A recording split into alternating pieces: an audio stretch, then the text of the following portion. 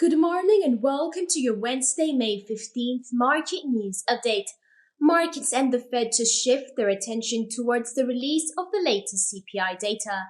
PBOC decided to keep its one-year MLF rate unchanged at the 2.5% and disappointed those who foresaw further easing. Silver gears up to challenge the recent one-month high and have another shot at breaking into record high levels. Aussie traders brace for Australia's employment report in tomorrow's early Asian session. US equities finished another session in the greens yesterday, closing in dangerously close to the record highs. The yen remains predisposed for further weakness ahead of Japan's first quarter GDP data. Stacked day for Euro traders as the bloc releases its latest industrial production, GDP, and employment data. That's all for now, and stay tuned for tomorrow's market update.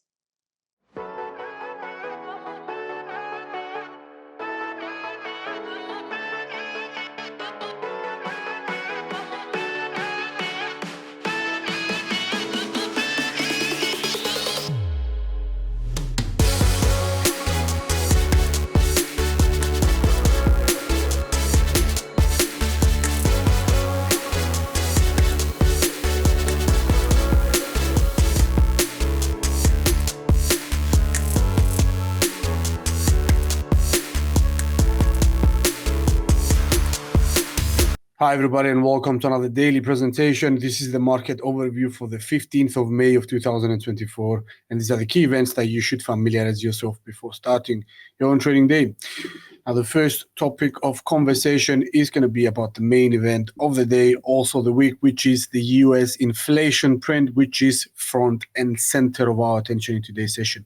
So the epicenter of attention for this week is certainly the release of the US CPI print for the month of April, as the data will force money market forecasters and participants to revisit their projections and revise them accordingly to reflect the most appropriate and accurate, in a sense, policy projection by the Fed going forward for the second half of 2024. So according to economists' forecasts, inflation pressures most likely eased to the 3.4% level in the month of April, which is down from last month's 3.5%, so a 0.1% drop of the inflationary pressures in the United States, at least for the headline figure, is expected, whereas the contrary, or no, on the contrary, but still, the core rate, which excludes volatile food and energy prices, most likely is to its lowest level since April of 2021. So definitely a good progress there,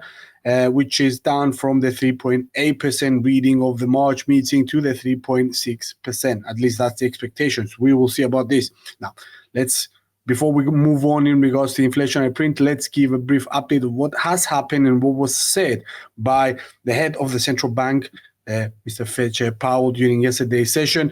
He reaffirmed practically that rates need to stay higher for longer, the same narrative as we have heard from numerous policymakers over the past few months now. And the reason why is that given the current state of affairs and the progress of the United States economy, inflation is indeed taking much longer than originally anticipated to ease back towards the bank's target, which is the 2%. So for the time being, a restrictive policy, or at least the prolongment of this current restrictive policy regime, may be the most appropriate way or course of action going forward. Okay, so yesterday you also saw US equities maintaining, not only yesterday, but over the past 2 weeks now, maintaining their optimistic outlook, leading more specifically towards this report, as all three major US stock market indices have notched up and they are actually gearing up to break once again into uncharted territories, to break into record highs once again after a small hiatus period, a small pullback that has occurred sometime in the middle of April. Okay, so bond yields are also holding close to 6-month highs, albeit there is a pullback near to 1-month lows, we must say, which is April lows, as bond markets are kind of more hesitant compared to equity traders, where bond market participants are maintaining the view that the Federal Reserve will indeed stave off from at least excessive rate cuts in 2024. So the excessive now is 2. Back at the start of the year was 6. So you see a big difference there. And we have seen this cautious kind of mentality or point of view arising, mainly due to the fact that we saw numerous and systematic a series of downward revisions in regards to rate cut projections going in 2024. So data has proven that the current policy regime is the most appropriate way to move forward. We will see whether today's print is going to validate or at the end and on the flip side, on the contrary, flip the whole scenario on its head. It's pretty hard, but still there runs a possibility of we seeing some sort of an upset in today's session, as it usually is according to any given CPI print each and every month. So currently in money markets, the odds are in favor for a 25 basis point rate cut coming most probably in the September meeting. And another cut is at odds or is held at the balance of another cut of equal magnitude, so another 25 basis points. Following up, the expectation is for it to come near the end of the year, possibly November or December. We will see about this. How does this change after today's print? So shall we see a hotter than expected US CPI print? That means inflationary pressures remaining elevated, persistently at the current levels that they are, or let's make the situation a little bit more spicy. Shall we see an acceleration further from here of inflationary pressures? That we will reasonably expect to see inflows being driven into the United States dollar, pushing also the bond yields to higher ground. Yet on the other side, we would reasonably expect to see equity traders downplaying their optimism, and we possibly see stocks wavering after a hotter than expected CPI print, and expect to see some sort of a depression, quote unquote, or at least an easing of projections for cuts. Okay, so 2 rate reductions maybe becoming 1 if we see a hotter than expected inflationary print. So on the contrary, shall we see inflationary pressures matching the expectations for easing, for a cool down, and possibly cooling more than that, easing more than that, that could potentially drive stock markets to higher ground and break into all-time high territory once again. Okay, momentum kind of strengthening up and rallying, and equities rallying from here. And again, United States dollar, the greenback, falling shortcoming, okay, in a sense, wavering after a cooler than expected CPI print, and dragging also lower bond yields with them. Again, expectations, if we get a cooler than expected CPI print, we reasonably expect to see some sort of projections for 2 cuts becoming some sort of more solidified. Okay, so we will see in regards to the decision today, not the decision, but the release of the CPI print. Enough about the United States. However, let's move on to the next topic of conversation, which is going to be about a small briefing about what has happened with PBOC, the People's Bank of China, and their announcement, their interest rate decision, the MLF decision, but also the recent developments we have seen from both from the United States government towards its main counterpart, China as a whole, the Chinese economy. Okay, so earlier today we saw People's Bank of China, so PBOC, deciding to keep its 1-year medium lending facility rate unchanged at the 2.5% level, which this decision kind of disappointed a small portion of market participants. If I'm not mistaken, prior to the decision, 85% of market participants expected for the bank to keep rates steady, whereas the remaining 15% expected to see more easing, which did not happen. Therefore, that's what we mean when we say disappointment in a small part of market participants, which have been betting that the central bank will loosen up its stance or further its stance to aid a faltering domestic demand that arises in mainland China, but also to stabilize the yuan. Okay, this did not happen. However, the reaction was not that grave, mainly because we got much more efforts and stimulus programs being released earlier this month. We will talk about them right here. So the central bank, before we go there, the central bank judged that the current level of the 1-year MLF rate, which acts as a credit chokehold in a sense for financial institutions in China, is appropriate enough at the current level, the 2.5% for the time being, and they see that effects from this kind of level of keeping this MLF rate steady at the 2.5% level will yield results in the near future. Therefore, they said there's no need for us to cut even more or slash rates even more. We will want to see the progression of how the economy behaves after we pause for one session or two, okay? And then we will decide whether we will inject more liquidity into the market or at least loosen up their stance in regards to lending, okay? So earlier this week, a primary reason why we didn't saw any major reaction or volatility surrounding the yuan in today's session is mainly after the decision is because mainly this week we have heard from Chinese officials reporting their kickstart or the kickoff plans for selling $140 billion worth of long-dated bonds, which aim to stimulate the economy but also stabilize the yuan. Maybe that's the reason why we haven't seen any major reaction for this, okay? Mainly because it has happened earlier this week, okay? So nevertheless, today's quote-unquote pause, alongside the absence of a fresh capital injection round in the Chinese economy, but also the failure of introducing an additional stimulus package for the banking system in general, or the economic system in China in general, has made some investors wary. But still, at the end of the day, no major reaction was observed. But this adds on as another note at the back of investors' minds that we need to pay attention to this if we want to see, if we want to start investing much more with higher volumes in China. We need to see further easing before we do that. So this might have caused a few or some part of investors to, let's just say,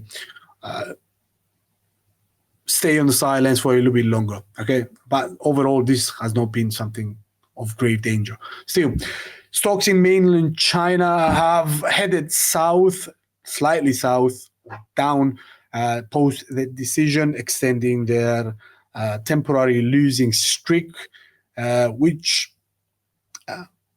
has arisen after we saw reports from the United States announcing a fresh round of harsh tariffs on its main competitor, China, earlier this month, in order to protect this industry, not only earlier this month, earlier this week. So the tariffs mentioned above target specifically imports of goods from that are manufactured and produced in China, and then we head towards the United States.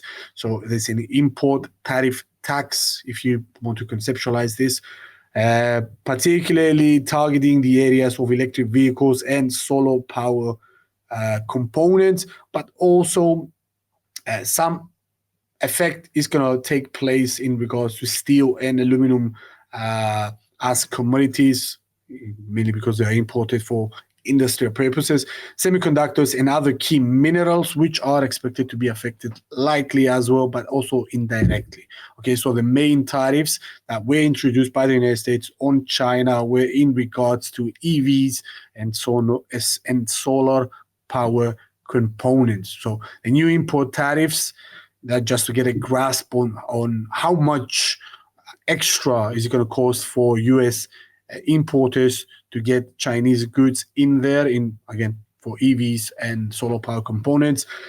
For Chinese electric vehicles, tariffs are going to be now quadrupled, so 4 times as high, so 100% extra cost is going to be on there. So it was 25% before, and the value for solar power components has almost doubled, which is approximately 50% higher now due to the new tariffs that were introduced. So China evidently has a clear advantage on the EV production front, if you would like, or the manufacturing function, due to its strategic acquisitions and deals with other key nations that mine these valuable components and these valuable raw materials and minerals that are used to create EVs, more specifically batteries. For example, we're talking about the abundance that these nations have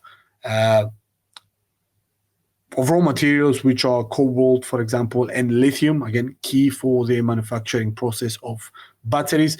And that is precisely what the United States sees as threatening, okay, these valuable relationships and these cheap, affordable kind of relationships and diplomatic ties that were created by the Chinese and other nations that produce this kind of and mine this kind of raw materials. These are what the United States are seeing as threatening, and that's why the tariffs were put in place in order to minimize, in a sense, the purchases, okay, the importing activity from China, to make it much more costly for domestic consumers to go ahead and do so, which in a sense indirectly will benefit domestic producers and the purchasing or the consumption of electric vehicles that are produced in mainland United States. Okay, so in a sense, it closes the door for imports of EV vehicles from China and hopes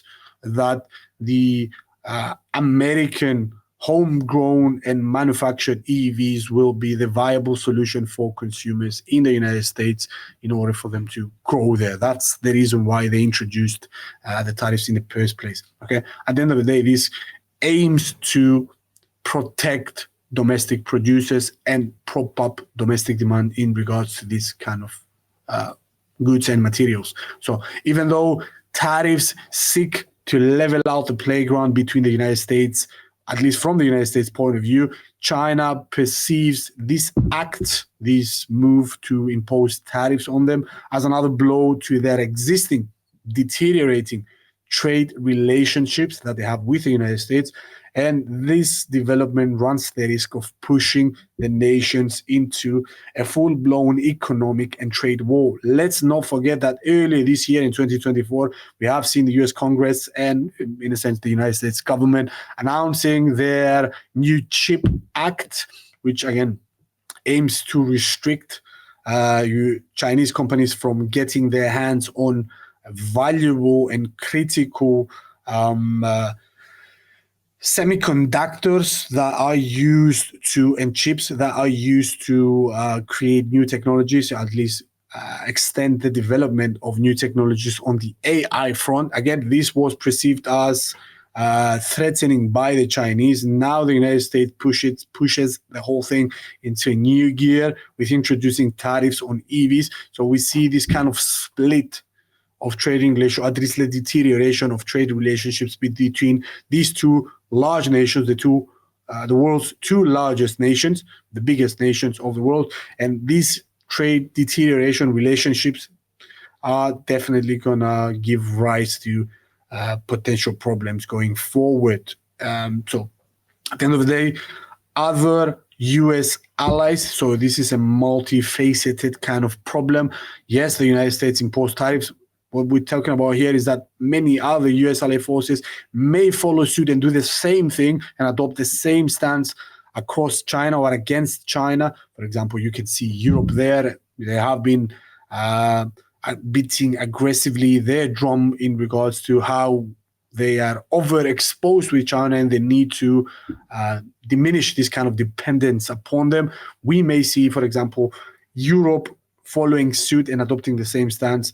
And again, this aggravates the risk for a fragmentation of trading relationships, of global trade relationships, giving rise to what we call economic quote-unquote factions. So little groups of, not little, but still groups of nations acting together for their own quote unquote best interests, and therefore are willing to go ahead and come together and, in a sense, create some sort of teams. We are us versus them, which is definitely not good news for the stability of the global financial system. Again, it could ultimately destabilize and jeopardize the current soundness of the global financial hegemony and result in what we called and what we have said many times in the past, if we go back to August and see the reports about the creation or the emergence of what we call a multipolar financial, but also trading system. So we are moving towards that. Okay, so the split off and the creation of multiple polars across the globe, and again, this creates us versus them and not a mutual co-understanding and co-dependence and coexistence between nations, which most of the times leads to goes beyond the economic and goes into actually, I don't know, military operation kind of thing. So actual war beyond the economic frontier. So again, this is a risk, is not a certainty, but still the risk and the seeds are being planted now. Maybe sometime in the future, we're going to see this kind of deterioration, rapid deterioration between economic ties, which could transcend, hopefully not into actual head-on conflict, military outside conflict. So China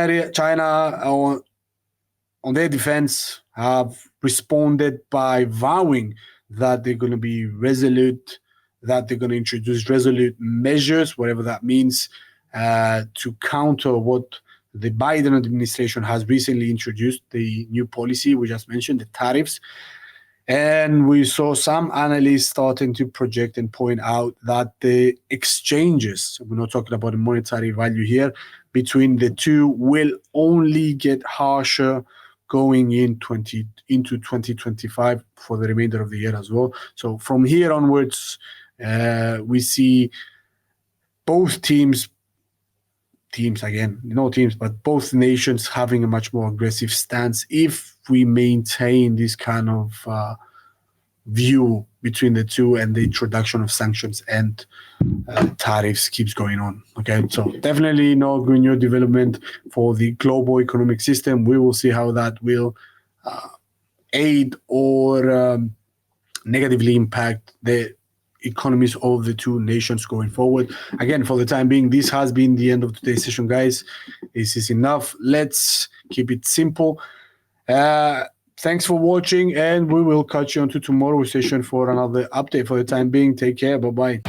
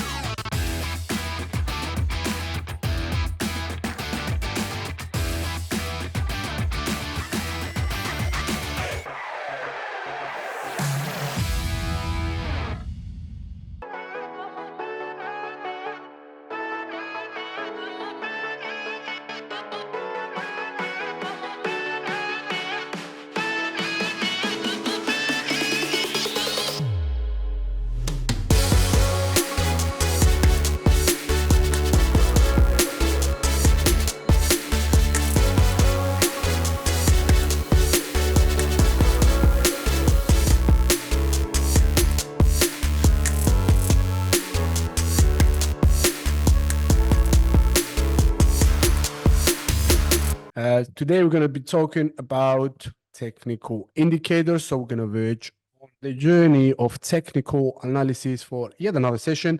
And last time I mistakenly given you a heads up, give me 1 second, that we will be going into fundamental analysis in this kind of session. Unfortunately, that is next week. Okay. So I don't know if I disappointed someone still. Today, we're going to do technical analysis, technical indicators. They're going to be brief. They're going to be basic. They're going to be super, super simple. It's going to be a brief introduction into in my opinion, the three most widely used ones, but also the most easily digestible kind of technical indicators that you can add on your charts in order for you to get more kind of information and have much more sophisticated kind of approach towards trading. Okay, so thing to remember is that technical indicators are secondary in nature, okay, when it comes to technical analysis. Okay, the first and much more, let's just say, severe or important aspect of technical analysis are the stuff we have covered in the past. So, for example, drawing simple trend lines, support and resistance levels, identifying the major trend and all that kind of stuff. Okay, so charting analysis in a sense, and the mechanical aspect of the analysis of technical analysis comes in the forms of various different technical indicators. Again, the most important aspect is price action, volume, and open interest. Today, we're going to delve into the different techniques, if you would like, all the different other indications that you can add on to your trading regime, okay, that can help you make much more informed kind of, take much more informed actions, okay, or place much more sophisticated trades with a high degree of probability of making money, okay? So enough of me about blubbering about this stuff. Let's get into the topic, okay? Still people joining in. Welcome, guys. So this is a quick risk warning and a disclaimer. You can read that at your own time. I'm not going to go over it. So without further ado, let's visit the first slide, which is, in a sense, an overview of what we will go over in this kind of session. Okay, so this is the agenda. We're going to do a brief intro into technical indicators. We're going to visit moving averages, Bollinger Band's relative strength indicator, so RSI. And at the end of the day, we're going to, in a sense, decompose all of these three, okay, most widely known ones, technical indicators you can add onto your charts, okay, interpret them and understand what information are they conveying, okay. Spoiler alert, these are not used to predict the future. They are not giving you kind of any sort of future predicting kind of, they don't have future predicting kind of powers, okay. They're there in order for you to confirm your own kind of assessment if you have done correctly the charting analysis beforehand, okay. So they are there for a completely different reason, okay. They're not there to give you indication where the market is going to go towards next. Most of them are trend following indicators. They're not forward looking, okay. So don't expect them to be some sort of breakthrough in regards to guessing where the market is going to move towards next. It's merely for confirmation where the market is going. Okay, so introduction to technical indicators, the first topic. So technical indicators, from my point of view, fall under the category of mechanical analysis. Okay, the first one was charting analysis. Again, this is my own personal bias. I like to split into two categories because it's much more easier for you to understand. Okay, the point is we're not gonna burden ourselves with figuring out which one is the correct category and all that kind of stuff. I merely split it into two sections in order for you to have much more easier and much more comprehensive kind of look out on this kind of stuff. Okay, so technical indicators fall under the bracket of mechanical analysis. So mechanical analysis, in a sense, is performed by the use of these aforementioned indicators. Moving averages are oscillators, envelopes and bands, and many other technical indicators. And the aim of the technician is to establish market sentiment by the help of all these pre-mentioned tools. Okay, so technical analysts or chartists, okay, look for technical indicators in historical asset price data to judge entry and exit points. That's why we use these kind of tools, okay? So these, there are several technical broadly into two main categories. We call them overlays, and the other one is oscillators, okay?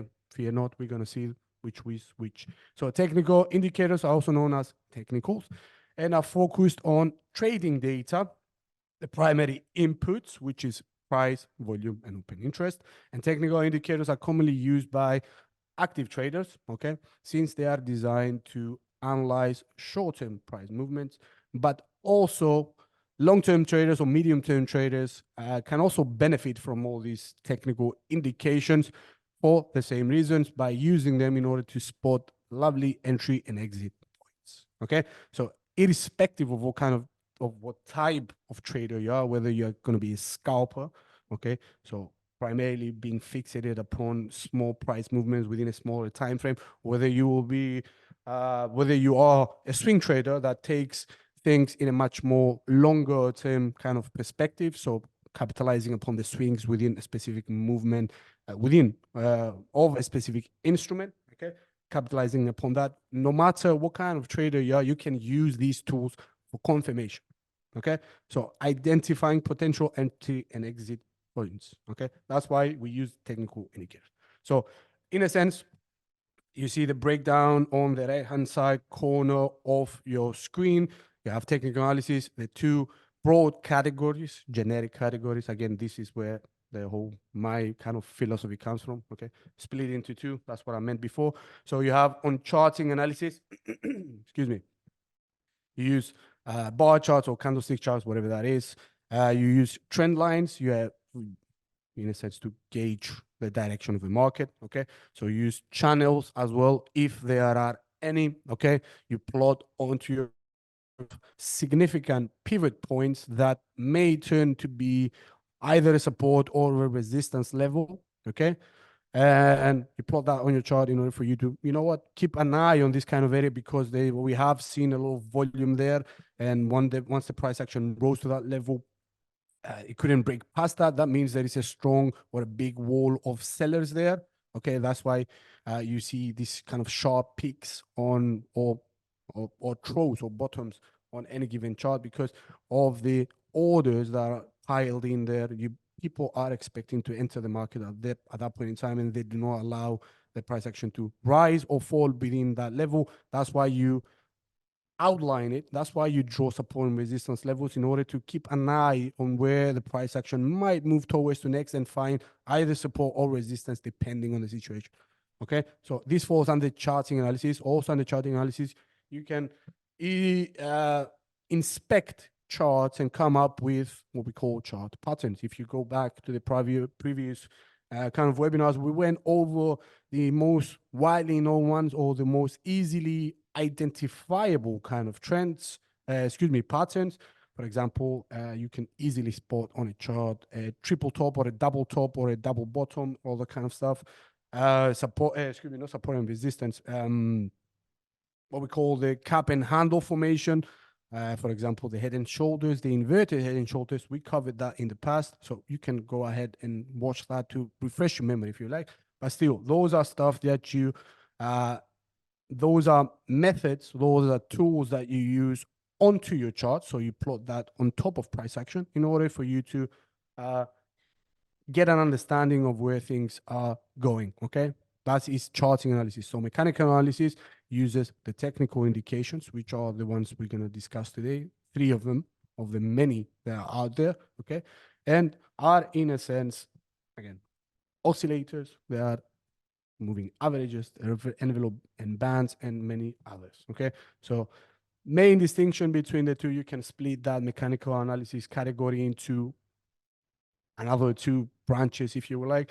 We call them overlays, the ones that go on top of the price action, so near or above the plotted trend lines you have on your chart. Or you have oscillators, which are found not on top of price action, but below. You have a different panel below that. If you, for example, add onto your charts the RSI indicator, you're going to find it on the bottom of the chart, not on top of your chart. Moving average, convergence, divergence, that's another one that goes down there. Stochastic oscillator also goes down there, CCI, etc. Okay, so let me see. This is what I've just outlined. Never mind. So mechanical analysis broken down into another 2 kind of categories. So on chart, you have moving averages, Bollinger Bands, the star, the asterisk near the word indicates that those are the stuff that we will be discussing today. So moving averages, Bollinger Bands, Ichimoku cloud, parabolic saw, Fibonacci, all these kind of technical indicators go on top of price action. So on chart, And the other distinction is off-chart indicators, which are, for example, RSI, MACD, ADX, momentum, and many, many other. McClellan, you can find all that kind of stuff on the off-chart. Okay, so this again is for you to understand where things are going. We have not delved into how they are actually working. We just outline where you can find them. Okay, so moving averages, making a start with moving averages. If not the most widely used technical indicator tool that is out there, is definitely one of the top two or the top three. Nearly each and every one of traders that I have came across, they are all using moving averages because they're super simple to use, and they give you that visual confirmation, for example, that the market is moving towards downside or upside or whatever that is. Okay.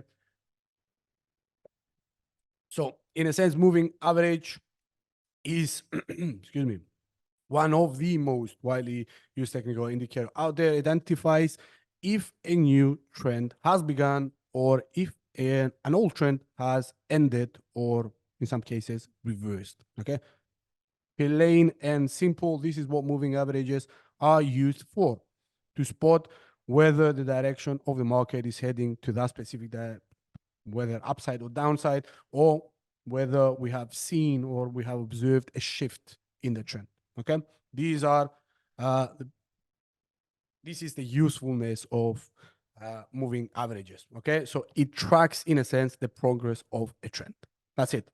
No, it does not give you an indication, an early indication where the market is going to move towards to next. You're going to understand what I mean soon. It merely gives you a confirmation that the market is moving to the direction, okay? Because it's a trend following indicator, okay? So it is, in a sense, the moving average, obviously, as the name suggests, an average for a certain body of data, and that data is obviously price, okay? So, for example, if you have a 10-day average of closing prices, you have a moving average of 10 days, okay? Again, super simple. The closing prices of the last 10 days are all added up together, okay? And they are divided by 10. That's how you get an average. You have an N amount of days, add them all together, sum them up, and divide them by 10. And when we talk about 10 days, and the value of 10 days is essentially the closing price, okay, of each and every subsequent 10-day period that we have beforehand, okay?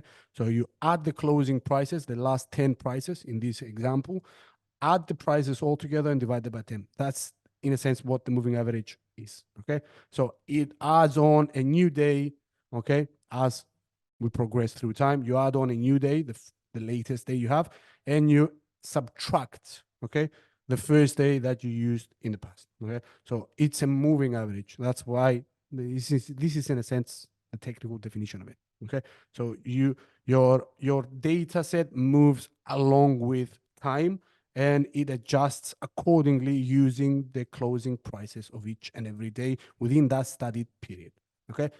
Adds all the values together, divides them by 10, and in this kind of case 10, and you get a specific number, okay, which is the moving average of that specific period, that day, okay?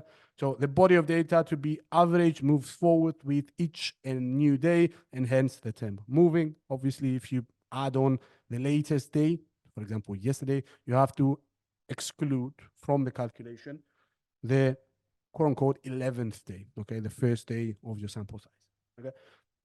Never mind about the technical calculations and all that kind of stuff. This is automatically calculated via your platform, okay? If you set up a moving average of 10 periods, or whether it's 50 or 100, doesn't matter. The software calculates it for you. You will not have to do this manually, okay? So that is for you to understand how the whole thing is calculated, however. And by understanding how it is calculated, you can spot, okay, you can highlight what is its strength and what is its weakness, because it has both strength and weaknesses when you use moving average. That is the purpose why we decompose these kind of indicators, okay, to spot the strengths and the weakness and adjust our course accordingly, knowingly that, you know what, this is not a future predicting kind of tool. We act in a certain way. And you will understand what I mean as we progress through this webinar. Okay. So by averaging the price data, a smoother line is produced, making it much easier to view the underlying trend. So a short-term moving average with hug, okay, the price action much more closely than a longer-term one. Obviously, again, I'm saying obviously way too much, but it's super, super obvious. So the greater the number of time periods used, the greater the smoothing. So if you see on the right-hand side corner, on the right-hand side of the slide of the presentation, the moving average that is closest to the price action is obviously the smaller one, and the long as you add on extra, okay, periods in the sample size. So if you go from the 10-day moving average and you add instead of 10, you adjust that to 50, you get a much more smoother line, which is further away from price action. Okay. So same goes for if you go from 10 to 50 to 200, you can see the line is way out of the price action. It does not hug the price action as closely as the short-term one, but at the end of the day, it gives you a confirmation that in this kind of case, the price action is moving to the downside. Okay. So again, it's for visual illustrations only. Okay. It confirms your own assessment that the price action is moving to lower ground. You can clearly see that from without the price action, you can tell straight away that the price action in this kind of scenario goes to the downside. Moving average confirms that. That's it. Okay. So we're going to see how you can use the moving average to your own benefit. Okay. You will see. So there are three types of moving averages. Okay. What we call the simple moving average, the linearly weighted moving average, and the exponentially smooth moving average. No need to go into much more detail. Most traders use either the SMA or the EMA, so the exponential or the simple one. They have some sort of small differences, okay, in regards to the calculation. For example, the exponentially smooth moving average, it uses much more weight on the recent, okay, price fluctuation or the recent price closures, okay, compared to the early one. For example, if you have 10 periods, okay, a moving average, an exponential moving average, a simple moving average of 10 periods, okay, you add all those values together and you divide that by the number of the moving average, the 10, okay? So all the values have equal weights. What the exponential moving average does, in a sense, the EMA, is you have the same amount of periods, 10 periods, and you have 1, 2, 3, 4, 5, and it goes until 10. It gives much more weight on the 10, 8, the 10, 9, and 8 values, the closing prices, the most recent ones, compared to the ones that you have at the start, the 1, 2, 3. Okay, this is what it does. So by using this kind of EMA, you have much more accurate, quote unquote, tracking of the trend, okay, while using this kind of small modification of a moving average. But at the end of the day, they do exactly the same thing. They are a trend following indicator that gives you confirmation whether the price action is moving to a specific direction, either up or down or sideways. Okay, that's it. Okay, so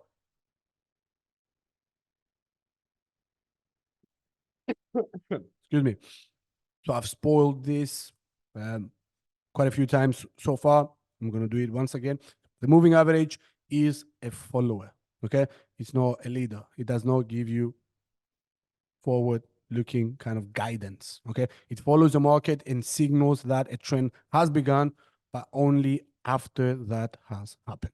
Okay, so the price dictates the values of the moving average, obviously. Okay, so again, that's why we use them as a secondary tool, not a primary. Okay, that's why technical indicators come second to the charting analysis or the price action analysis. Okay, because they are a trend following indicator. They're summing up the values that have occurred in the past. Okay, make that clear. Keep that on the back of your mind. That's a weakness, and we can exploit that weakness by using different stuff in order to hedge, if you would like, our bets. Okay, you'll see what I mean.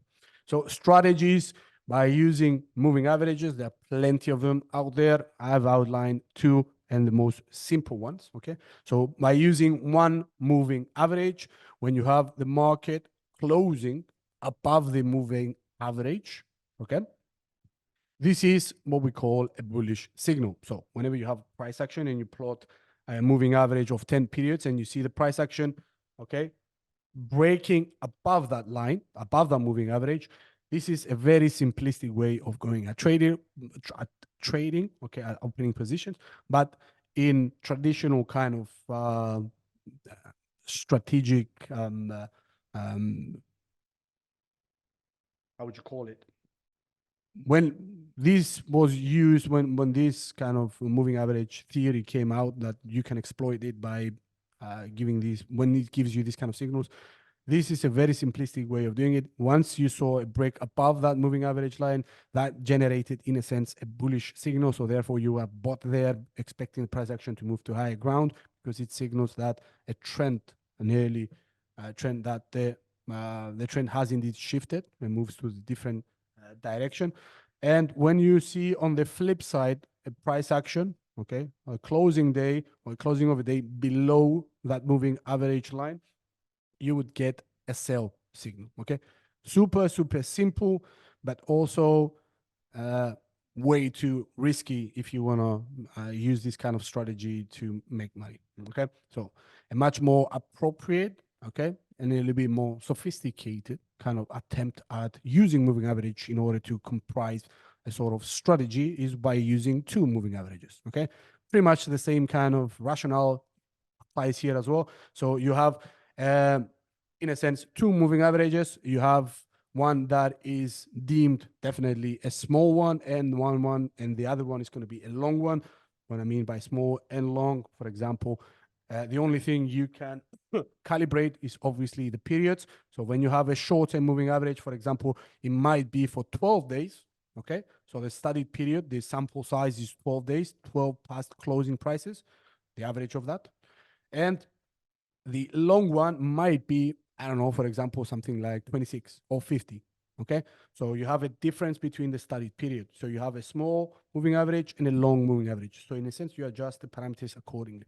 So in a sense, what you are doing with this two moving average kind of strategy is when you see the small moving average, okay, for example, the 12 period, okay, crossing that line, crossing below, in this kind of case, let's cross it above the long-term moving average, the 26 period or 50 or whatever that is, okay, that would generate, okay, a signal for a buy, okay?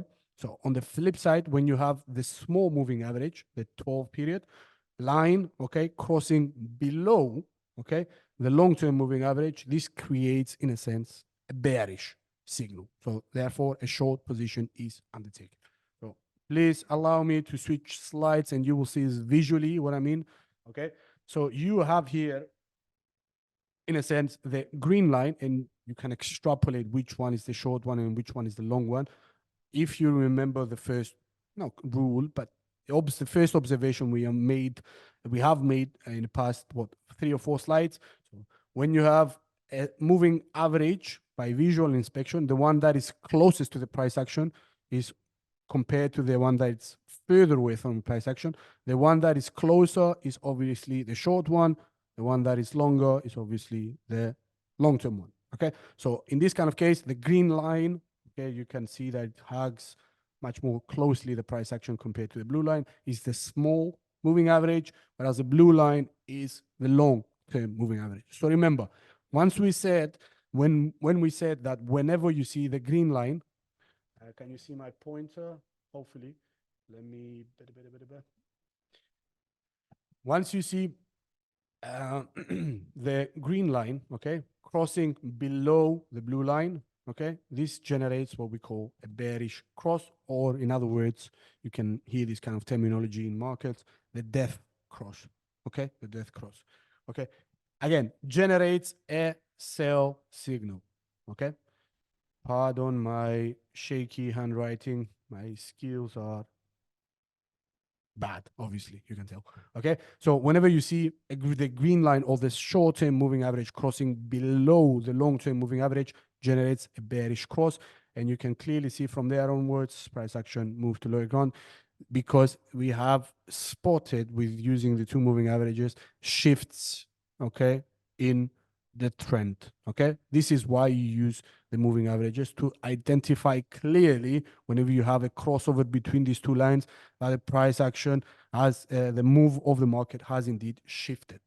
Okay, either temporarily or either in other kind of situations in a much more radical way, and you will see in this example. So short-term moving average below long-term moving average, sell signal. Whenever you have the short-term moving average, the green line crossing above the blue line, you create a buy signal. And in this kind of case, remember, look at this, not that kind of reliable. Okay, yes, and price action has moved to higher ground. Yes, it has breached, but not that much potential upside. I mean, relatively speaking, not that much, but if you zoom in that kind of period, you could have definitely made money on this. Okay, so whenever you see the small line crossing above the long one, okay, the short-term moving average crossing above the long-term moving average, we call this a bullish cross, or in other words, a golden, okay, cross. Gold coming out of the precious metal. And bearish cross is called death, okay, death cross, golden cross, etc. Okay, so in a sense, when you hear someone say, "Oh, I've seen a golden cross being formed on a WTI chart, on a 4-hour WTI chart," we know exactly what he means, or he or she means. Okay, so you see that the short-term moving average has crossed above the long-term moving average. Okay, so generates a buy signal. Okay, so buy, yeah, yikes. Okay, so buy signal. Flip side, same kind of case comes here as well. Green line, short-term moving average crossing below the long-term moving average. The blue line generates a sell signal. But in this kind of case, if I'm not mistaken, this is what dollar yen daily chart from the past, definitely from the way past. Once again, after a nice consolidation near this kind of level, okay, you see that the shift in the direction and the confirmation by the moving averages. Okay, so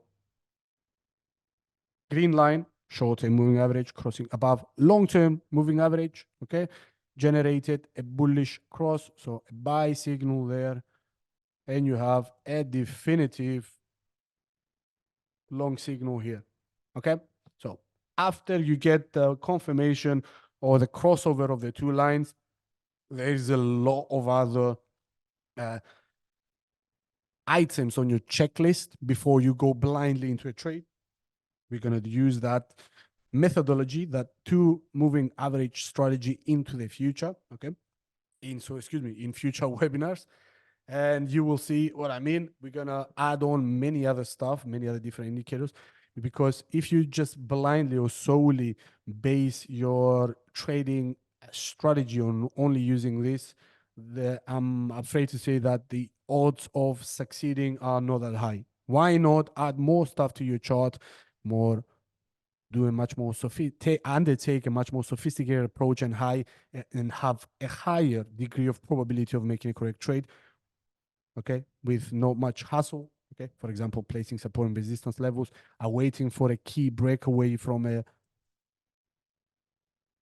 clear resistance level. Okay, you can have much more informed or much more sophisticated trading strategy or journey if you undertake many other stuff to your assessment from the beginning. Okay, so but crudely looking at things, whenever you have crossovers, this is what generates the buy and sell signals respectively. Okay, for the final time, when you see the short-term moving average crossing below the long-term moving average, that's a sell signal. Whenever you see the short-term moving average crossing above the long-term moving average, that generates a buy signal. That is all in a nutshell for you. That's all you need to remember when it comes to two moving average strategy, or a strategy that uses two moving averages. Okay, hopefully I didn't confuse you. So moving on to the next one, okay, which is going to be Bollinger Bands. See you later. Okay, So Bollinger Bands are obviously another technical indicator that is most widely used one in trading circles, if you would like. Okay, so this technique was, in a sense, developed by a guy named John Bollinger, hence indicator Bollinger Bands. The guy created it, branded the name. Okay, so two bands are placed around a 20-day moving average. Okay, so we're using a moving average, but not in the same way that we have discussed in the previous slide. Okay, remember the concept of moving averages, closing of a specific period, the closing prices of an X amount of period. Okay, so for example, in this kind of case, 20 days, add them all together, divide them by the number, which is 20, and you get that value. Okay, this is exactly the same philosophy, but we're not primarily concerned with the moving average in this kind of case. This is a one component of moving average, okay? So you'll understand. So Bollinger Bands, obviously you can tell from the name, when we talk about bands, we're gonna have some bounds that are going to be placed around the price action. Okay, so this is the element of the bands, and they come in the form of you have the 20-day moving average plus two standard deviations for an upper band and a 20-day moving average minus two standard deviations for a lower band. Okay, yikes. Okay, this is the moving average line in the middle. So, and for example, this is the price action, okay? So if you plot a Bollinger Band on your chart, you're going to see that it goes up on top of price action first and foremost, and you have, in a sense, a guided kind of threshold, okay, that goes on the extremes of the price action, either above or and above and below, okay? So it's a sort of a cloud that goes around the price action, and you will see what kind of implications does that have, okay? So two standard deviations, if you have not any background in statistics or mathematics, fear not, is not something, is not a crazy or a much more or a complicated kind of topic. You will see here what I mean. So standard deviations is a standard deviation is a statistical concept that describes how prices are spread around an average value. So this is the definition of standard deviation, okay, in statistics. So in trading, you take that kind of concept, the standard deviation, and you have, in a sense, an average value, okay, which is what the role that is played by the 20-day moving average in this kind of case. And two standard deviations are, in a sense, the buffer zone between the moving average and the most extreme kind of level. And also the moving average, the lower bound is, in a sense, the moving average minus that two standard deviation.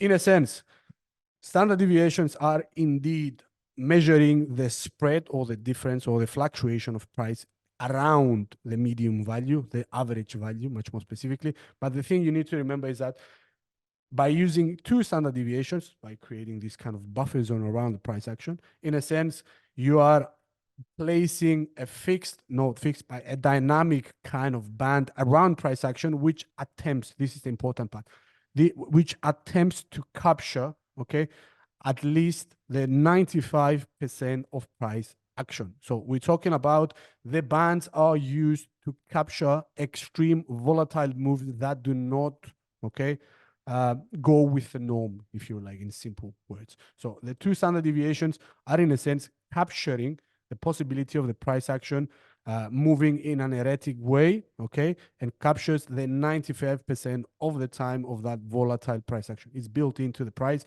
by using that moving average line. So in a sense, what we care about is that remaining 5%, okay? So if the bands are capturing the 95% of volatile price action, compare that with the moving average. Why? The reason why we use the Bollinger Band, in a sense, is to capture that remaining 5% that goes above the price, the bounds, and you will see what I mean by this example. So, for example, here, this is the moving average. In this kind of case, the 20-day moving average. Okay, much like this moving average. Okay. the simple 20-day, 20 period moving average. Okay, this is the midline of the Bollinger Band. This is the upper bound of the Bollinger Band, this line down, okay, you can clearly see here, and this is the lower band. Remember, the two standard deviations capture the 95% of volatile price action, okay? So we are, and you can clearly see that 95 most of the time, or 95% of the time, you see the price action being within the two bounds, okay? So the price action, the Bollinger Bands capture the 95% of volatile price action, and you can clearly see that with the Bollinger Bands. What we care about in this kind of case, by limiting our kind of narrowing our point of view, is that we are looking for the breaks, okay, above and below the Bollinger Bands, which in a sense are telling you that, you know what, this movement is way too excessive, okay? It's that 5% chance of a move going at an extremely volatile kind of range, which is not contained within the Bollinger Bands. So we care about the remaining 5%, and we use that information accordingly. So for example, if you see a break above the upper bound of the Bollinger Band, signals a definitive excess volatile move, and taking into consideration one of the key principles of trading, or in many things in life in general. So more specifically in quantifiable kind of subjects, okay, quantitative, excuse me.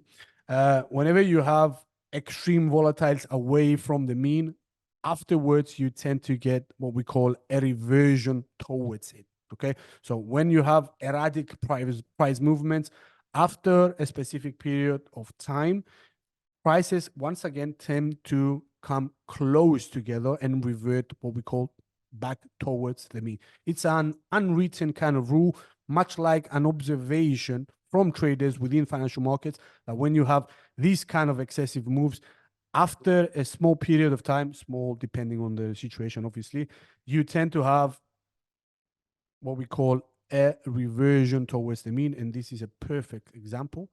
Once you see the price action after volatilely swinging away from the midline, okay, they come once again together and form what we call consolidation areas.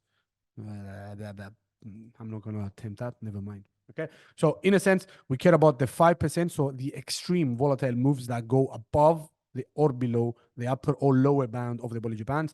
And when we see the price action breaking above it, okay, then we extrapolate, okay, sometimes rightfully so, sometimes wrongfully so, that the price action will indeed revert towards the mean. Okay, this is an unwritten rule, but it has, from an observational standpoint of view, has worked many times in financial markets. So this is what you're trying to capitalize upon. That 5%, if you see the break above it, you would extrapolate that the price action will once again come within bounds, okay? And then once again normalize or attempt to consolidate near the midline, which is the moving average. And you can see here, after this volatile kind of move, a sell signal was generated, okay? After the break above it, you see the price action coming sharply within bounds. Once again, you have a sell signal here, okay? Extrapolating that, it's going to come back towards the consolidation area. Does not happen. It violently swings to the other direction, okay? Comes down here, breaks below the lower bound of the Bollinger Band, which generates a buy signal, okay? And by blindly using solely using Bollinger Bands, if you have actually placed a short order here, okay, you would have actually made money, okay, if and only if you have been paying attention, obviously, to the price action, okay? There's plenty of ways of playing this, okay? And on the flip side, if you have been ascribed by this kind of technique, by buying whenever you have breaks below the Bollinger Bands, okay, you would have made marginal kind of gains. And the reason why for this is because we have, in this kind of case, we have not taken under consideration the primary direction of the market, okay? primary direction of the market of this specific instrument, which is dollar yen, is obviously towards the downside. You don't need a moving average to tell you that. You can see that clearly from the price action. Okay, so you, in this kind of case, you would have been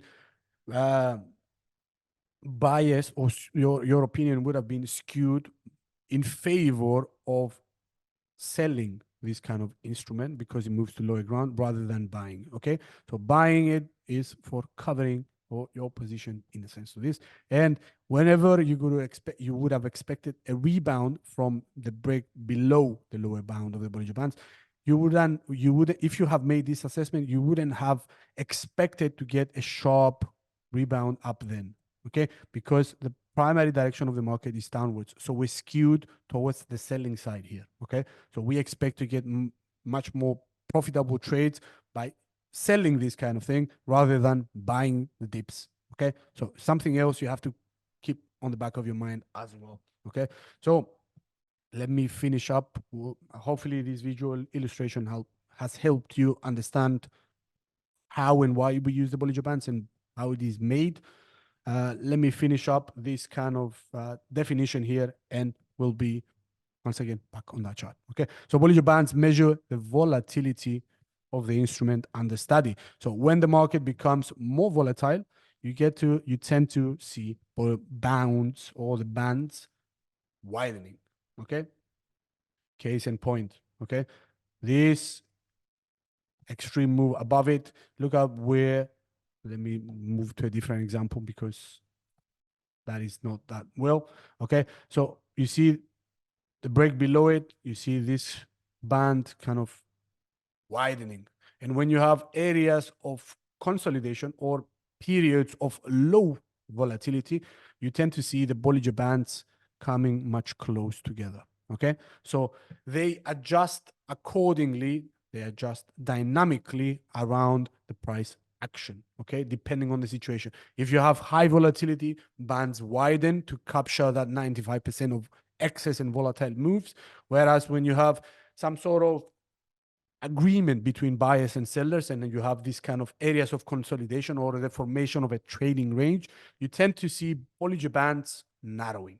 Okay, becoming much more fitted nicely around the price action. Again, indication that there's some sort of consolidation taking place at that kind of level. Okay, hopefully that's easily understood. Okay, so the wider the volatility, the larger the bands, the lower the volatility, the narrower the bands. Okay, again, unwritten rule you should keep on the back of your mind. Okay, so the closer the prices move to the upper band, the more overbought the market is. And this is, generally speaking, a kind of subjective assignment of importance. Okay, but still, yeah, it has some sort of truth behind it. Okay, so when you have excess kind of volatile moves, obviously in this kind of case, the bulls were eager to push the price action to higher ground in a much more volatile kind of manner.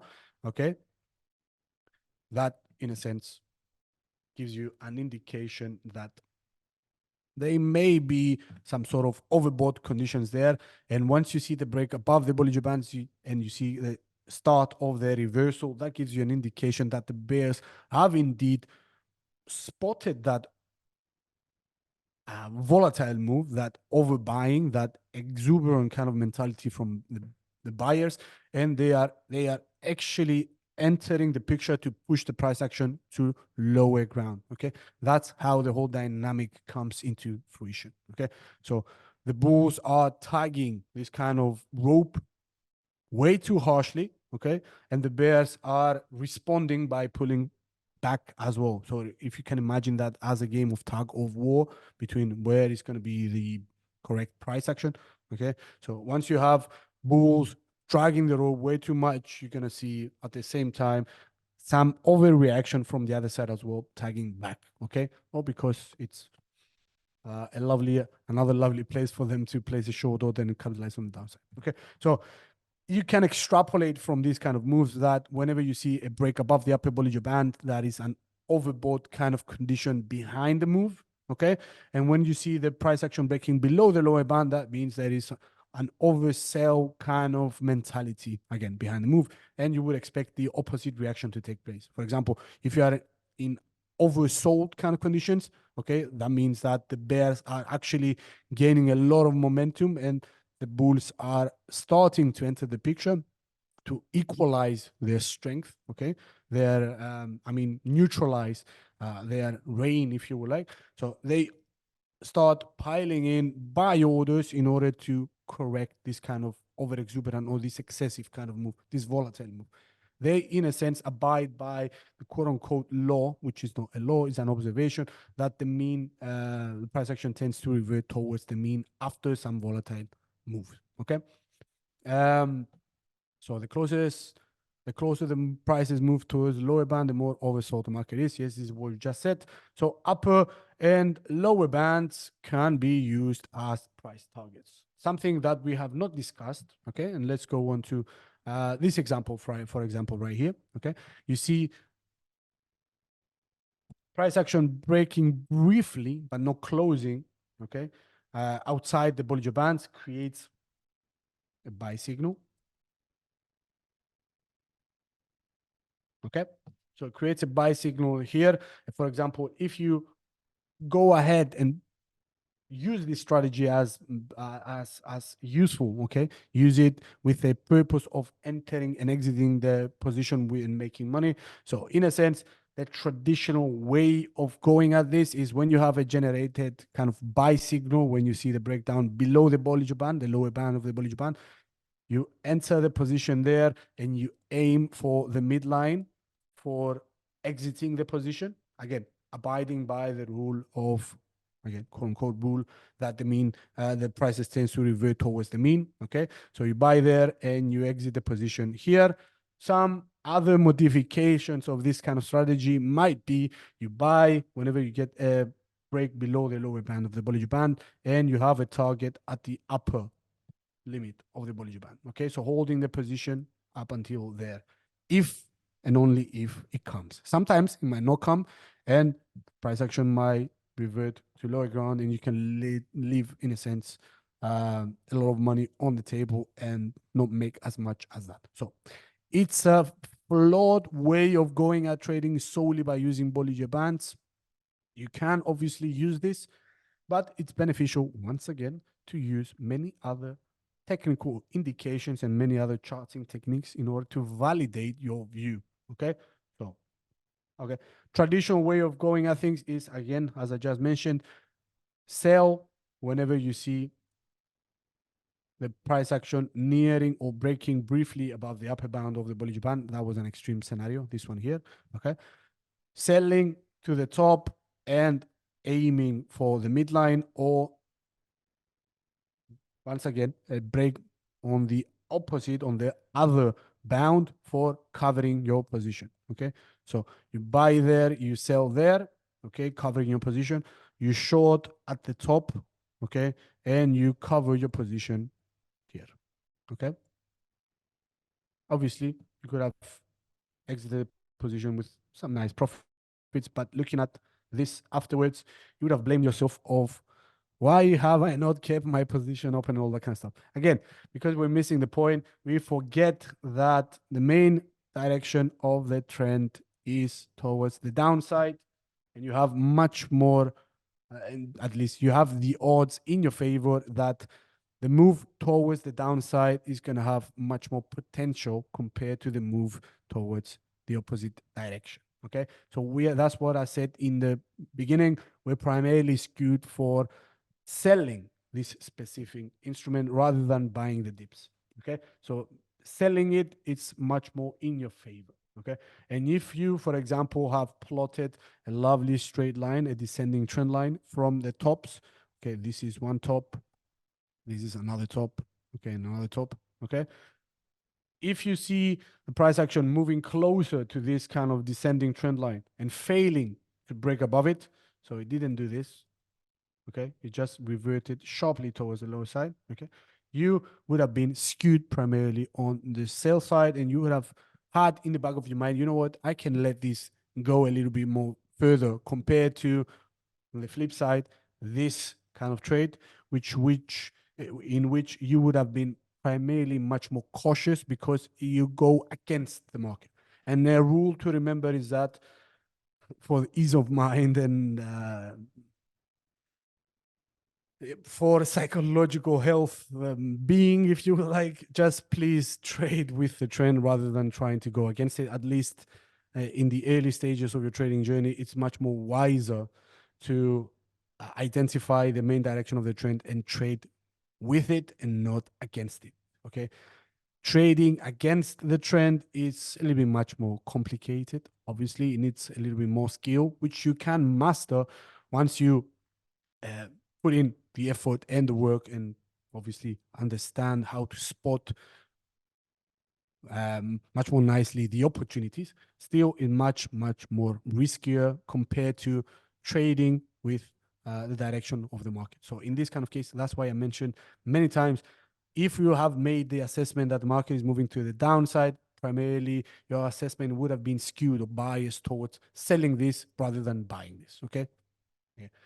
That's something that comes along the way. Okay, so moving on. So I think this is extra interpretation of the Bollinger Bands. Let's go over it, hopefully, if I have not missed anything. Okay, so most of the things we're going to see here are the stuff I just mentioned on the go while we were studying this slide. Okay, so let's briefly go over it. So Bollinger Bands is a technical analysis tool invented by John Bollinger in the 80s, okay? Having evolved from a concept of trading bands, predecessor of Bollinger Bands. Okay, the main distinction between Bollinger Bands and trading bands is that Bollinger Bands are much more dynamic, okay? So they can fluctuate accordingly depending on the volatility of the instrument. Comparing this approach to trading bands, much more simpler way of going at it. Trading bands actually did not use standard deviation as the calculation. You have the moving average, but you had fixed kind of bands, either, for example, 2 or 3% above it and 2 and 3% below it, okay? So it's a fixed band. It's not a dynamic. It does not adapt accordingly to the price action, okay? Same kind of rationale with the Bollinger Bands. Right? At least the Bollinger Bands have the same rationale with trading bands because trading bands are the predecessor of Bollinger Bands. You get the point. But they are not as dynamic as Bollinger Bands, trading bands, meaning, okay? Trading bands have fixed bounds. Bollinger Bands have dynamic bounds. That's it, okay? So Bollinger Band can be used to measure the highness or the lowness or extreme kind of moves, either upside or downside, relative to previous trades. So the Bollinger Bands consist of the simple moving average, end period. You can pick and choose. We have noted that from empirical studies, the 20 period is the most widely used one and the most studied one that kind of yields the, I don't know, the most appropriate kind of profit targets. Okay, so the upper bound is K times minus an end period standard deviation. Don't overcomplicate things. Standard deviations are 2. You can also increase the standard deviation and make it from 2 to make it 3. So 2 standard deviations capture 95% of the volatile movements. Okay, 3 standard deviations capture the 97% of volatile price movements. So 2 standard deviations, we look for the 5%. 3 standard deviations, you look out for the 3%. So if you expand or if you make the 2 standard deviations 3, the bounds of the Bollinger Bands capture more of those volatile and extreme moves. Okay, so we're left with an even much more volatile moves with that remaining 3%. Okay, that's pretty much it. So 2 standard deviations below, 2 standard deviations above the moving average, which is the 20 period. Okay, we covered this. So the default choice for the average is a simple moving average, but you can use obviously exponential or linearly weighted kind of moving averages, irrespective. So exponential moving averages are a common second choice, but is gaining momentum in recent times since the EMA is more sensitive to price movements compared to the simple moving average. This is what we discussed a few slides back when we compare small moving average with the exponential moving average. Okay, exponential moving average gives much more gravity, okay, or at least gives much more weight allocation on the recent X amount of days compared to the simple moving average, which is add them all together and divide them by the number. Okay, that's pretty much it. So usually the same period is used for both the midline band and the calculation of standard deviation. Okay, fair enough. So interpretation, quickly going over it, the use of Bollinger Bands varies widely amongst traders. So some traders buy when the price touches the lower bound of the Bollinger Band, okay, and exit when the price touches the moving average in the center. So this is what we're talking about here. Buy whenever you see the touch down there, sell down here. This is the first scenario.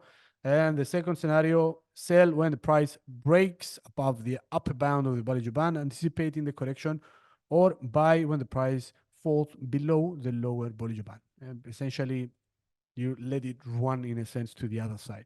So first strategy is buying here, selling here. The second strategy is buying here and selling at the next touch of the price action on the upper bound, on the opposite bound of the Bollinger Band. Okay, so the bands lie close together in a period of low volatility. Yep, what we call consolidation or trading range areas. And when they are far apart, when they widen, that indicates a period of high volatility. Yep, we noted that. So when the bands have only a slight slope and lie approximately parallel for an extended period of time, the price of a stock or whatever instrument that is will be found to oscillate up and down between the bands as through in a channel. This is the channel, okay?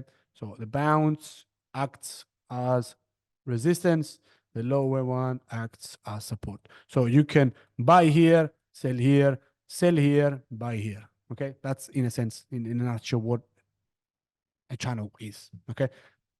You don't only trade with the trend, you can also trade the sideways channels as well, okay? By buying at the bottom of the band and selling at the top, selling at the top of the band and buying on the bottom if you have a price action consolidating within a tight range.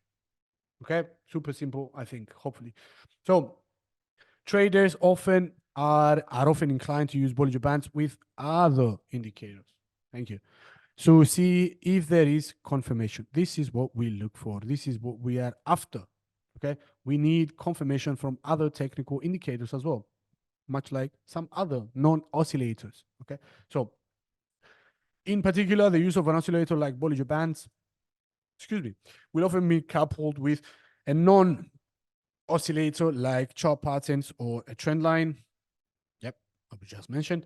So if these indicators confirm the recommendation of the Bollinger Bands, the trader will have greater evidence. This is what we're after, confirmation and evidence that the band's forecast is correct. Okay, so in a sense, what I'm trying to say here is that we are cross-checking our biases, our assessments with many other different tools. We don't use solely moving averages. We don't use solely Bollinger Bands. We don't use solely RSI. We use them all together alongside with chart patterns, with trend lines, with support and resistance levels, and all that kind of stuff. Okay, why not use them when they are super simple to apply to your chart? We are currently discussing how to plot them on your chart and decode them, okay, easily and with much more comprehension. Why not use them all together to get a much higher percent or a much greater probability at making a correct choice? Okay, from my point of view, it's paradoxical. Okay, so please use many of this stuff together in order for you to have a much more sophisticated way of going at things. Okay, a higher degree of probability of making money. Okay, pure and simple. Lastly, we're way past our time, but still give me please 10-15 minutes. How much? We'll see. So we have the last topic for the day. It's going to be RSI. We've done moving averages. We've done Bollinger Bands. Let's go ahead and do RSI. Okay.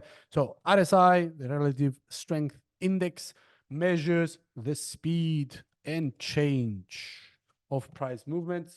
Okay. Usually over an X amount of period of time. Most of the time is use a 14 period. Okay, there is empirical evidence and a theory behind why we use 14 periods. We're not going to go into the nitty-gritty details. Most people use 14 days. You can adjust that accordingly to your liking. Okay, but for the time being, traditional view is 14 periods. Okay, so it ranges in a sense, RSI, between a value of 0 and 100. This is the scale. Okay, something else. RSI does not go on top of the price action much like the Bollinger Bands and the moving averages we just visited. RSI goes below the price action. Okay, so it's in a different panel below your charts. Okay, does not overlap with the price action. Okay, keep that in mind. Therefore, if it's found below, it has what we call the range 0, 100 extremes. Okay, bottom is the 0, 100 is the top. You cannot have any values going above or below them. Those are the extremest of the extreme levels, and RSI fluctuates between them. Okay, so when you use the specific indicator, the RSI, okay, which measures once again speed and change of price movements, okay, traders are in a sense looking for overbought and oversold conditions, okay, much like the stochastic oscillator does. Stochastic oscillator we're going to do in the future, much more applicable, much more nicely used, or at least much more appropriately used in areas where you see sideways price action. Stochastic indicator is nearly perfect apart when you have consolidation areas where price action is bouncing within 2 bounds. Okay, stochastic oscillator is perfect for that, nearly perfect. Whereas RSI can be applied in many different situations, is much more versatile, and it's much more preferred when the market is trending to either upside or the downside. Okay, so for example, if you have a market moving to the downside or the upside, you can use RSI. And when you have a period or an area of consolidation, okay, or a sideways price action, okay, you use the stochastic instead. Okay, so you see how you when you spot the weaknesses of one technical indicator, you take advantage of that by using a different one, okay, that fills in the gap. Okay, and you can have this approach no matter what kind of environment it comes at you. Okay, that's the whole point. Okay, so going back to RSI, enough of me blabbering. So it ranges between 0 and 100 and alerts traders for overbought and oversold conditions, as the stochastic oscillator does. So readings above 70. Okay, so the thresholds are the thresholds are 70 and 30. 0 and 100 are the extremes. So readings above 70 are considered to be overbought. Again, it's not written in stone. Okay, you can have, instead of 70, you can have 80, much more extreme situations. And instead of 30, you can have 20. So it's subjective, and you can calibrate that with your own liking. Okay, if you would like. Okay, you can mix and match and adjust that accordingly. So, but the traditional way of reading the RSI indicator, you use the 30 and the 20, the 70 and the 30, as the 70 being the overbought and the 30 as being the oversold, for again spotting extreme kind of scenarios, quote unquote extreme scenarios. And you use that information accordingly, much like the Bollinger Bands. You buy when the price action, when the RSI registers an overbought condition, an oversold condition, you buy. And when it registers an oversold condition, an overbought condition, you sell. When it's oversold, you buy. Okay, sorry if I'm confusing. Okay, you'll see soon. So something else we have to note is that, as we just mentioned, you have 0 and you have 100. The midline or the midpoint is the 50. So if you see RSI values surrounding and fluctuating near the 50, gives you a confirmation that the price action has entered a period of consolidation. Okay. No, not the bulls, nor the bears are in control of the momentum of the move. Okay. Okay. So many use the 50 midpoint to distinguish between bullish and bearish momentum. Okay. So remember, it measures the speed and change of price movements. Some values above the 50 level, between the 50 and the 70. Okay. gives you an indication that the bulls are in control. Values between the 30 and the 50, so below the midline, okay? Bears are indeed in control. So above 70, over bought conditions, below 30, oversold conditions, okay? So this is a visual illustration of the RSI below here, okay? So this is this line, this dotted line here, if you can clearly see it, is the RSI bound of 30. You can see it right here. And this is the 70, okay? So remember what we said, above the 70, we have overbought conditions. So again, you extrapolate the same way, much like the Bollinger Bands, when you have extreme movements above or into overbought kind of consolidated overbought conditions, you tend to expect the reversion towards the mean. That's how you use the RSI as well. But also you use that for confirmation of momentum. So it's not as clear cut as Bollinger Bands. It has some sort of idiosyncratic kind of values, okay, or principles, and we will see them right now. So RSI index, a technical indicator that in the use in technical analysis of financial instruments, so is intended to chart the current and historical strength or weakness of an instrument based on the closing prices of a recent trading period. So similarly to moving average, but it's not that, okay, exactly. So it gauges how strong or how weak an instrument's price action is, okay? When we're talking about the current. So the RSI is classified as a momentum oscillator, okay? It's an adaptation of the initial momentum indicator, okay? They, in a sense, added a few more parameters to it and constructed these, essentially the ranges, and they constructed the RSI as an indicator. So it measures the velocity and magnitude of directional price movement, okay? When you have an RSI value soaring, okay, to higher ground, okay, from the 50 goes to the 70, that in a sense gives you the indication that the price action is accelerating. So by X amount of rate of change.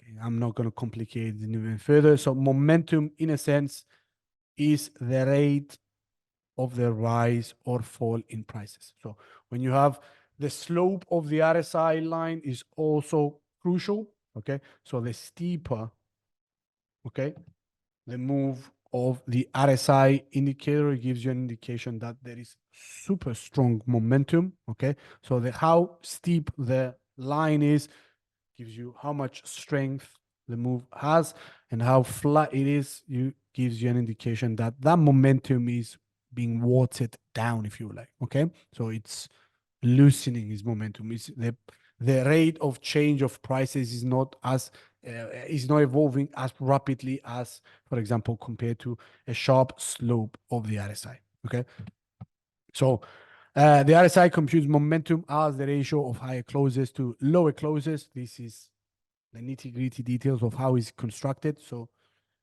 you accumulate all the past higher closes, you accumulate the past lower closes, divide that with each other, and you get a ratio. This is the value of the RSI, okay? So instruments that, in a sense, have more or stronger positive changes have a higher RSI, okay, than instruments that have more or negative changes. Again, pretty self-explanatory. So the RSI is most typically used for a 14-day time frame. Again, you can adjust that accordingly, measured on a scale from 0 to 100, with high and low levels being marked at the 70 and 30, respectively. Again, you can adjust that to 80 and 20, or in some super extreme cases, 90 and 10. Okay, so you have a scale of 0 to 100, 70 and 30 are the key thresholds.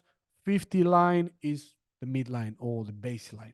Okay, so those are the key levels that you need to digest in regard to understanding and deciphering what the RSI indicator is doing. But beyond that, you need to take many other points under consideration as well. For example, where is primary trend moving towards to? That's clearly one. But secondly, you need to look at RSI not only based on the value, but look at it much like price action as well. So for what I mean by this is that when you see consecutive higher lows, okay, this is one low and this is a higher low, okay, that is definitely a very nice signal that the bulls are eager to push the price action to higher ground. They are eager to push prices with a faster pace going forward. Okay, so the consolidation, okay, and the formation of a new higher low on the RSI indicator, not on the chart, on the RSI indicator, can also be deciphered much like the price action. So in traditional charting, kind of looking at things, approaches, so a higher low is a very nice indication that the price action will continue to move to a low, to high ground, and you do that with a basic trend line. Okay, that's one. It was broken there, but you can draw a different one, much like here. Okay, so by drawing a trend line much like this, gives you an indication where the price action is currently headed towards to, and the rate of how fast it can rise to that direction or fall to that direction, in this kind of cases rise, can also be gauged by the RSI indicator below. Okay, and once you see consecutive higher lows, this is one low, this is a higher low, same level, but still another one is there, you expect the price action, okay, to pretty much accelerate its pace, okay, towards the upside in this kind of case. Remember, once again, this is not a future looking indicator, okay? It merely registers the highs, the amount of higher closes compared to the amount of of lower closes, much like this. This is the ratio. And gives you the RSI value, which again, obviously is a momentum indicator, okay? So the more higher closes you have in the past 14 periods, the higher the RSI number will be, okay? The lower closes compared to the higher closes, the lower the RSI number will be, okay? It gives you the respective kind of value, okay? By the end of the day, let's continue with our example here. RSI indicator, in this kind of case, we see the slope, okay, pointing towards a sharp upside. You see the rise and the rally of price action. Okay. And then you see peak right here. Okay. It breaks above the upper bound, okay, of the 70 bound, and enters overbought conditions. Therefore, from there onwards, you would reasonably expect to get some sort of pullback. Okay. So an easing of this kind of volatile move on the opposite direction, and you would expect some sort of consolidation to take place. In a sense, you would expect the market to catch what we call a breather. Okay, so after running for quite a substantial period of time, a breather, a breath must be undertaken, because it cannot keep going upwards for eternity. Okay, so you have what we call in markets zig and zag moves. Obviously, you can see here.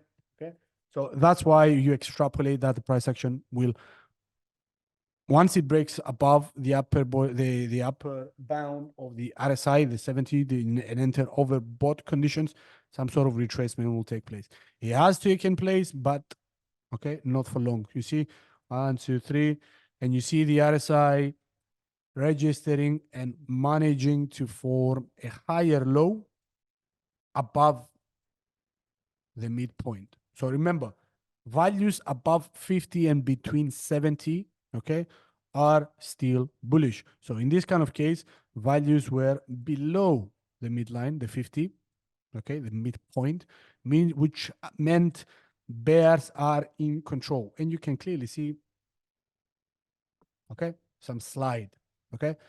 After we see the break above the midline and the soaring of the RSI indicator, after this lovely streak of rises by prices, you see reaching overbought conditions, and then you see a pullback, but you see a consolidation taking place between the 50 and the 70, which gives you an indication that the bulls are still in control. Yes, they are pushing prices to high ground, not at the same pace as they have been beforehand, but still they are in control. So you maintain, in a sense, your bullish bias in regards to this. And once you see the RSI indicator, once again with price action, confirming you the move upwards and the rise once again towards the 70, okay, you have faith in your assessment that the price action will continue to move to higher ground. For example, looking at it from a super simplistic point of view, let's assume that this is a valid resistance level. Okay, pardon my not straight kind of line here. Okay, so we, without RSI, without Bollinger Bands, without moving averages, by purely looking at price action and plotting a support and resistance levels, this would have been an area, this level, okay, where I would have wanted to see some sort of testing and definite breaking above it before I place my long orders. Okay, I am seeing that the price action is rising to higher ground. Okay, RSI is confirming that the bulls are in control, but I need to see a valid confirmation in regards to price action before entering the position.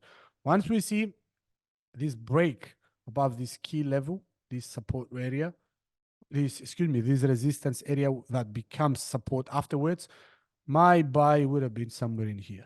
Okay, after we see the complete break above, okay, the breakout above prices, okay, this would have been an area of taking a long position here.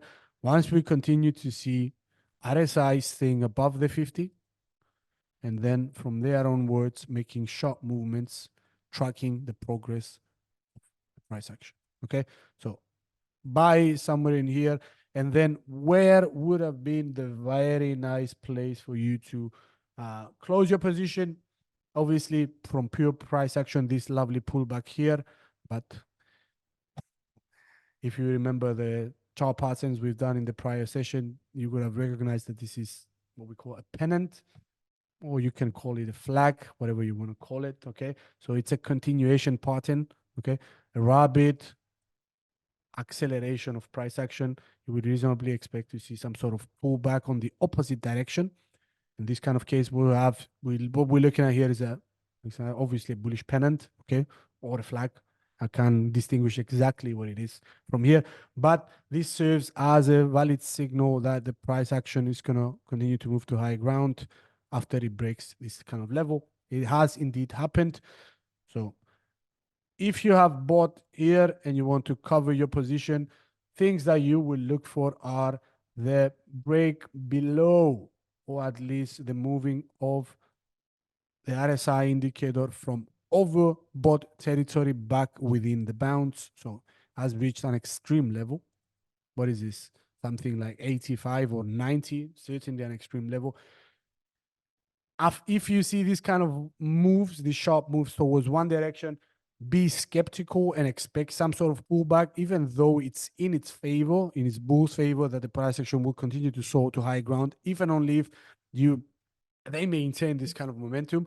So at the same time, you have to be skeptical, however, and plot where your exit would have been, and a lovely signal would have been generated here when you would have seen the RSI returning from extreme overbought conditions back towards the 70 level. Okay, would have been an exit somewhere in there. Okay, and once you saw bank, close the position and make money. And if you are primarily predisposed to keep playing this kind of instrument, okay, your confirmation for entering the picture would have been at the same level once you saw this breakdown, this breakout above this level, okay? Because at that point in time, you saw the price action stalling, okay? So that now acts as a resistance. Once you see this clear break above that prior pick, would have been your entry point once again. So buy. and you would have confirmed that with, give me 1 sec. Hopefully it's going to be a straight line downwards. No, it's not going to be no bloody chance. Somewhere in here, the fact that the RSI, okay, rebounded once again from the 70 threshold. It did not come below that, okay? It rebounded from it. Super, super strong signal that price action is going to continue moving north, okay? So your entry point from a technical point of view could have been this, and you would have awaited for the same kind of scenario to once again materialize.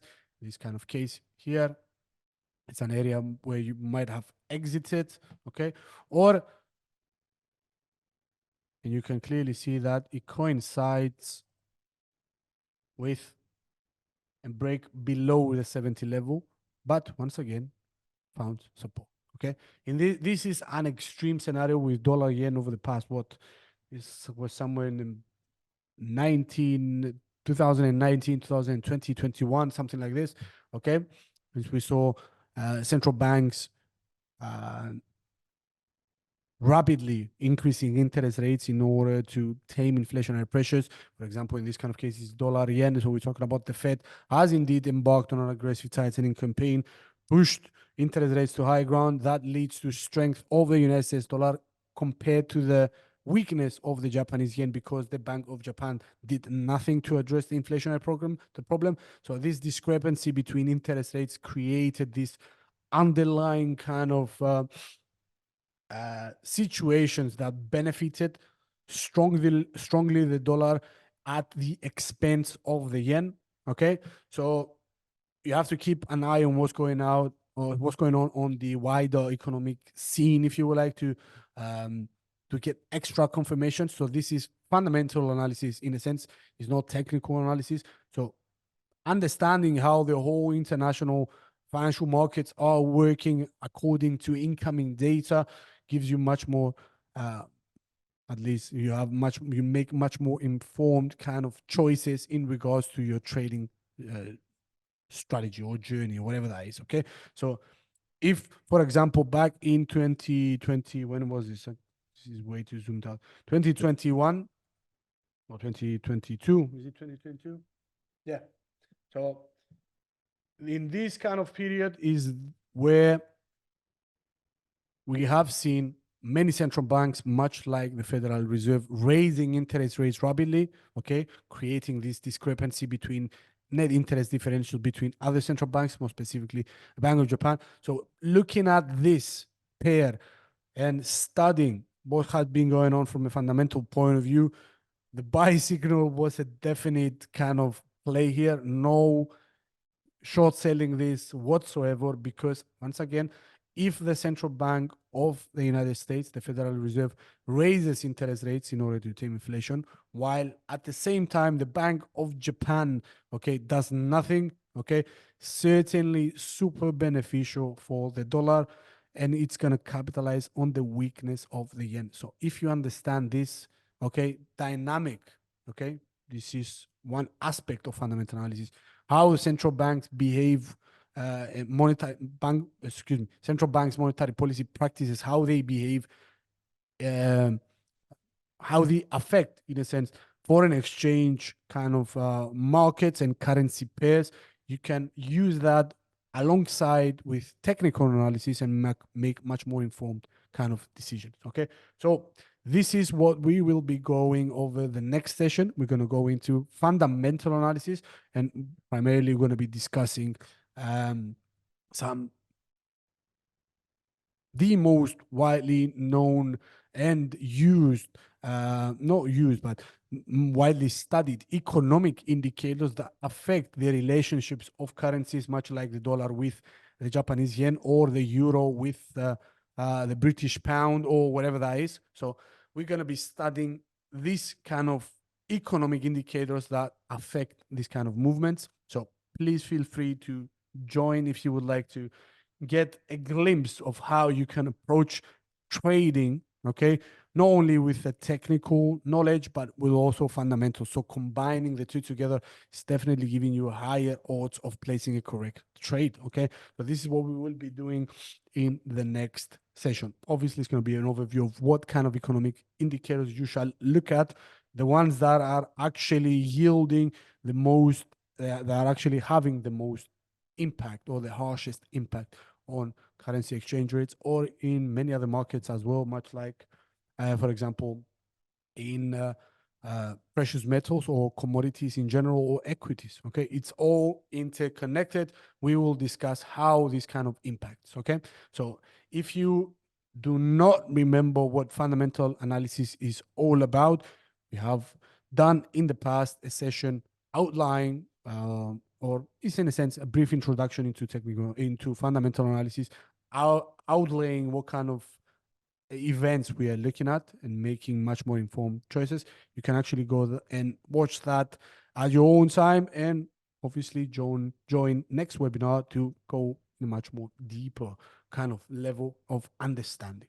Okay, so we are way past our time, guys. I think we have to end it here. We have covered RSI and all of that stuff. We have covered moving averages. We covered Bollinger Bands and RSI super briefly. We're going to do them once again in future webinars. For the time being, we have to go. I have to go because I have some other tasks I need to do. Thank you for being here. If you have any sort of questions, please send them through. We have an email, okay? webinars@t4trade.com, okay?